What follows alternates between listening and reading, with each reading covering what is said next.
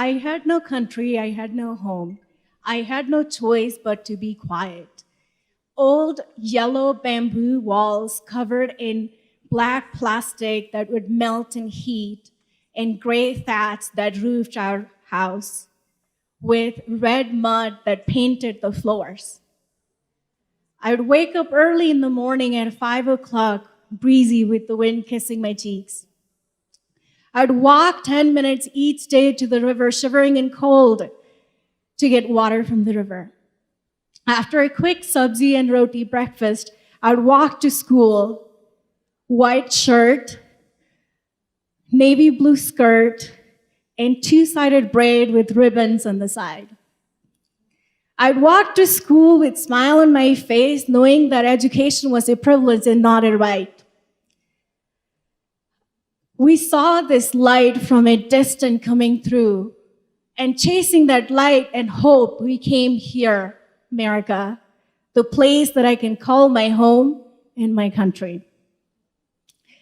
I think that's the best I can do to describe the refugee camp that I grew up in. My parents are from Bhutan, and they became refugees in Nepal. Healthcare was one of the biggest challenges growing up in a refugee camp, aided by lack of primary care doctors, malnutrition, and lack of sanitations. I still have a vivid memory of my mom lying on the dusty, unsterile floor covered in blood when she was trying to give birth to my brother because she had to go through cesarean section.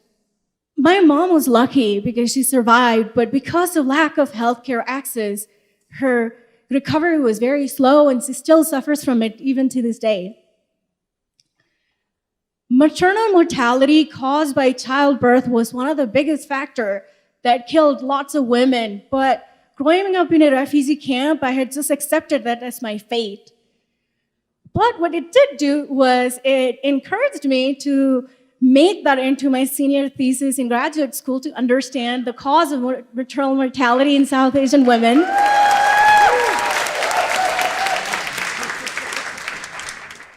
And not just that, also how we can prevent it in the future. And in America, we talk so much about oxytocin, the love, the hormone, and it's one of the main things that can prevent it. Go figure.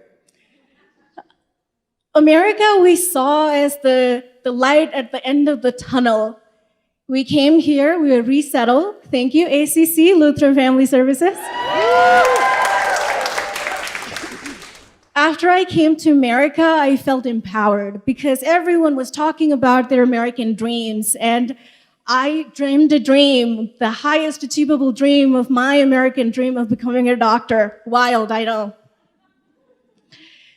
Then, our life in America wasn't exactly easy. It was a lot of suffering because we had to learn how to communicate. We had to go through the language barrier, help my parents get education, find a job.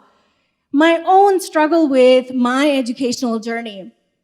I graduated from CU Denver with my degree in psychology and biology. Then it's not enough for medical school though. So then I had to go to graduate school to study biomedical sciences.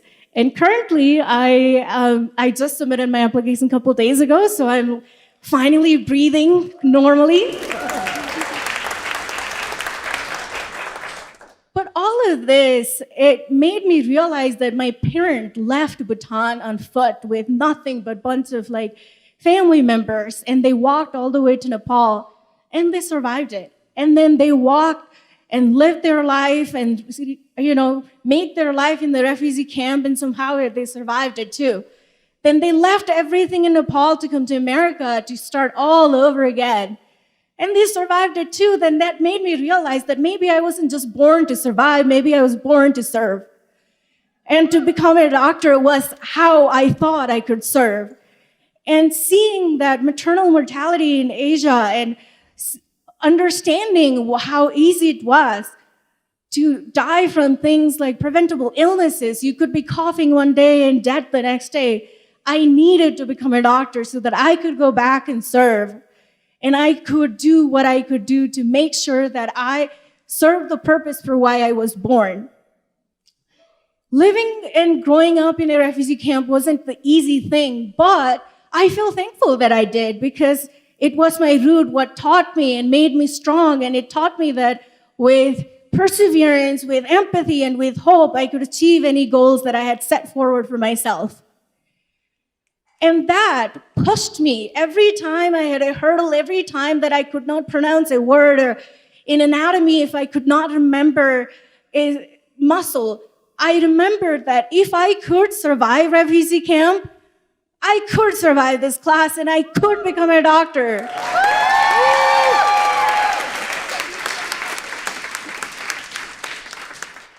And I still have far way to go because I'm still in the very bottom of my process, but I know I will become a doctor. Thank you.